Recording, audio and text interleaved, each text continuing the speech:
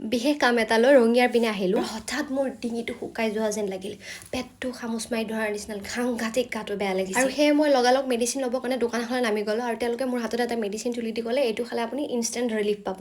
আৰু এই মেডিচিনটো মই খাই আছোঁ বৰ্তমান। আৰু মেডিচিনবিধ হৈছে এইবিধ, যিটো খোৱাৰ লগালগ ৰিজাল্ট পাইছোঁ। আৰু ডিঙিটো শুকাই যোৱা বুলি কোৱাত তেওঁলোকে এটা ঔষধি গুণ থকা দৰৱো দিলে, যিটো খোৱাৰ 1 মিনিট পিছতে মোৰ এইবিলাক অসুবিধা দূৰ হৈ গৈছিল। তাৰপিছত মেডিচিন খাই কেনে গাটো অকণমান ভাল লগাৰ পিছত ভাবিলোঁ কামখিনিৰ কাৰণে আগবাঢ়ো, যিহেতু মই কাম এটা লৈ আহিছোঁ।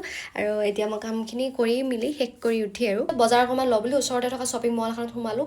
সৰু সৰু বস্তুবিলাক ভাই ইমান দাম লিখি থোৱা আছে। আৰু গোটেই শ্বপিং মলটোৰ ভিতৰত মোৰ ফেভৰেট কৰ্নাৰ সেইটোহে, যিটো কৰ্নাৰত কিচেন আইটেমছবিলাক ৰাখি থোৱা আছে। বজাৰ কৰিম বুলি আহোঁ, কিবা বেলেগ লওঁ, কিবা বেলেগ, যাৰ কাৰণে ঘৰত খাওঁ গালি বেলেগকৈ, তো সেইটো বেলেগ কথা। এতিয়া আহোঁ অকণমান বেলেগ ফালে। আৰু কেনেবাকৈ যদি কোনোবাই মোক সোধে যে ৰিলেক্সেশ্যনৰ কাৰণে বেষ্ট থেৰাপি কোনটো, মইতো ডাইৰেক্ট ক'ম শক্তি ভক্তি সামৰ্থ্য অনুসৰি আৰু লগতে পকেটৰ প্ৰতি লক্ষ্য ৰাখি সৰু সুৰাৰ পৰা ডাঙৰলৈকে বজাৰ কৰিলে মনটো শান্তি পাব। আৰু এইখন এখন এনেকুৱা যাদুই বস্তু, যিখন মই ল'ম বুলি সদায় ভাবোঁ, কিন্তু সেই উপযুক্ত সময়টো আহিয়ে বন্ধ। আৰু এতিয়া বিলিং কৰিব যাই ভাবিলোঁ অকণ বজাৰ বেছিয়ে কৰি ল'লোঁ নেকি। তাৰপিছত অৱশেষত মই বজাৰ পাতি কৰি কিনে উঠি ইয়াৰ পৰা ওলালোঁ। এতিয়া কাম বন শেষ যিহেতু, এতিয়া ঘৰলৈ বুলি ওলালোঁ।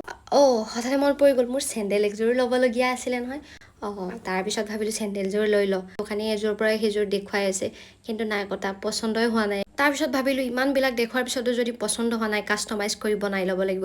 তাৰপিছত মই মোৰ দুখীয়া মনটোক বুজাই মেলি এইযোৰ চিলেক্ট কৰি ল'লোঁ। আৰু এতিয়া মই কাম বন শেষ কৰি কিনে এঠি ঘৰলৈ বুলি উভতিলোঁ। আৰু আজি ভিডিঅ'টো ইমানখিনিয়ে, বাই বাই।